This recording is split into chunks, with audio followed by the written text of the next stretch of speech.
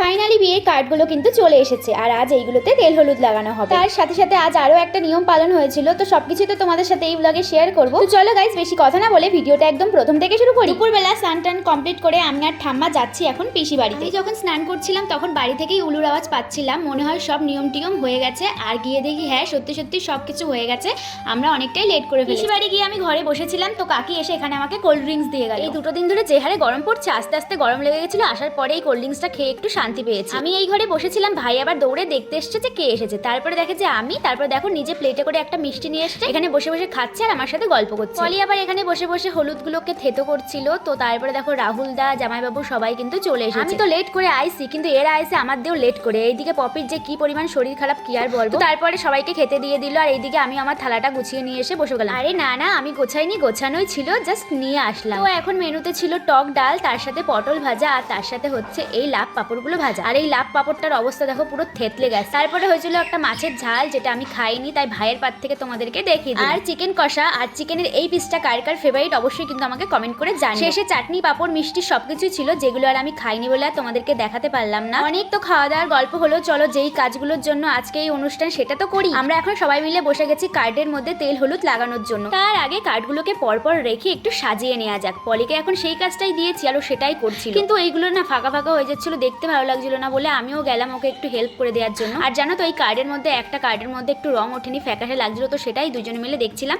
আর ওটাকেই এখন সাইড করে দিলাম। কার্ডগুলো সাজানোর পর ফাইনালি কেমন লাগছে অবশ্যই কিন্তু তোমরা কমেন্ট করে জানিও। কাল যখন আমি ফটোটা পোস্ট করেছি তোমরা অনেকেই ভেবেছো হয়তো যে আমার বিয়ে, কিন্তু না, একদমই না, আমার বোনের বিয়ে। তোমাদের এই কথাটা আমি আগে অনেকবার বলেছি, কিন্তু তোমরা তাও বারবার একই কথা জিজ্ঞাসা করো, তো হ্যাঁ বলে দিচ্ছি যে আমার বোনের বিয়ে। তো যাই হোক, সাজানো কমপ্লিট, এখন একটু ভিডিও করে নেওয়া যাক, আর এই ভিডিওগুলো তোমাদের সাথে অবশ্যই আলাদা করে শেয়ার করে দেবো। কাল যে কি মারাত্মক গরম লাগছিল, এই প্রদীপ জ্বালানোর কারণে আমরা একটু ফ্যানটা অফ রেখেছিলাম। এইটুকু সময়ে ঘেমে টেমে পুরো স্নান করে গেছে। কার্ডগুলোও সাজানো হয়ে গেছে আর ভিডিও করাও কিন্তু হয়ে গেছে। এবার চলো আসল কাজটা করা যাক। প্রথমে পিসি উলু দিয়ে তেল হলুদ লাগিয়ে নিল একটা কার্ডে, তারপরে কাকি আর পিসি দুইজনে মিলেই কিন্তু কাজটা করছে। আর এইদিকে আমরা ক্যামেরার পেছনে বসে পিসি আর কাকির ভিডিও বানিয়ে দিচ্ছি, কারণ আমরা নাকি তেল হলুদ দিতে পারবো না, সো আমরা কি আর করবো, এই জন্য বসে আছি। এবার চলো তাড়াতাড়ি করে বাড়িতে যাওয়া যাক, কারণ বাড়িতে গিয়ে আমার আবার পড়াতে যেতে হবে। বাড়িতে আসার পর আমি আর রেস্ট করার সময় পাইনি, সন্ধ্যা হয়ে যাচ্ছে বলে পড়াতে চলে গিয়েছিলাম। পড়াতে গিয়ে আর কোনো ভিডিও করা হয়, তখন বাজে রাত ওই 11টা মতো। হাওয়া দিচ্ছিল, ভেবেছি যে ঝড় হবে, আর এইদিকে বিদ্যুৎও খুব চমকাচ্ছিল। যেহেতু এই কয়েকদিন প্যান্ডেল করা ছিল, যত